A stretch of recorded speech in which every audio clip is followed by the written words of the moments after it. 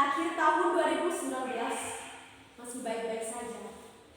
Aku pikir di tahun berikutnya, tahun 2020, akan banyak hal yang terjadi. Nyatanya benar saja. Namun semua di luar ekspektasi. Baru menginjak Februari, sudah banyak berita di televisi.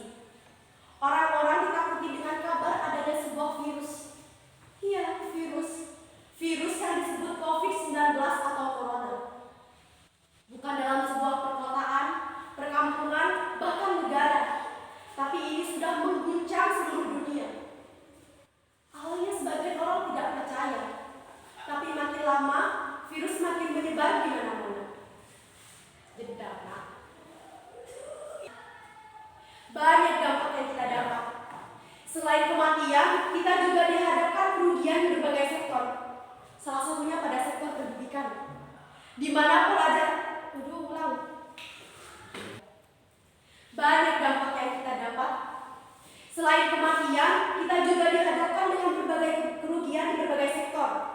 Salah satunya pada sektor pendidikan, di mana proses belajar mengajar dilakukan secara daring dan siswa dituntut untuk belajar dari rumah. Namun nyatanya hal ini dijadikan alasan untuk bermalas-malasan. Seperti pada suatu hari, ibu dan anak sedang berbicara.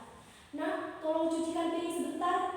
Ibu lelah seharian mencuci, menyapu, bahkan menggosok baju." Sang anak pun menjawab, "Nanti aku, ibu tidak lihat apa aku sedang belajar? Tugasku pun banyak, Bu." Ya, seperti inilah gambaran generasi sekarang. Namun hal seperti itu sangat tidak pantas untuk ditiru. Setahun berlalu tak ada perubahan. Siswa pun mengeluh tak masuknya pelajaran, beralasan banyak tugas tanpa penjelasan. Bagaimana nasib masa depan? Kurang bekal untuk mencapai impian. Tidak. Tahun 2021, Corona belum berakhir. Namun pemerintah sudah menyiapkan peraturan terkait dengan pola kenormalan baru atau new normal. Dan para ahli pun memprediksi bahwa dampak kenormalan baru ini akan berpengaruh pada segala sektor. Dan untuk mendukungnya pun, kita, masyarakat, diminta untuk beradaptasi dengan cara hidup baru, khususnya protokol kesehatan. Kita dituntut untuk mematuhi beberapa kebiasaan baru, seperti rajin mencuci tangan, menggunakan masker, tidak berkerumun. Bahkan kita tidak boleh melakukan bepergian. Tahun 2021, Corona belum berakhir. Namun pemerintah sudah menyiapkan aturan terkait dengan pola kenormalan baru atau new normal. Dan para ahli pun memprediksi bahwa dampak kenormalan baru ini juga akan berpengaruh pada segala sektor. Dan untuk mendukungnya, kita, masyarakat, diminta untuk beradaptasi dengan cara hidup baru. Kita dituntut untuk melakukan kebiasaan baru, seperti mencuci tangan, memakai masker, dan tidak berkerumun. Sepertinya kita masih harus bersabar, menunggu gerak cepat, terukur. Cepat terukur, anjay, selebem.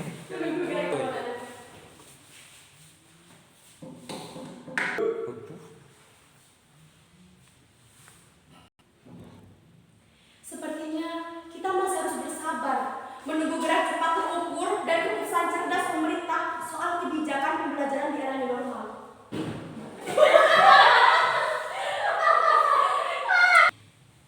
Sepertinya kita harus bersabar untuk menunggu gerak cepat terukur dan keputusan cerdas pemerintah soal kebijakan pembelajaran di era new normal.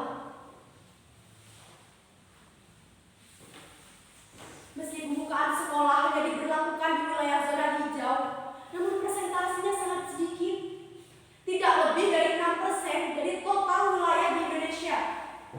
Meski begitu, sebagai generasi muda, kita tidak boleh kehilangan semangat belajar untuk masa depan kita.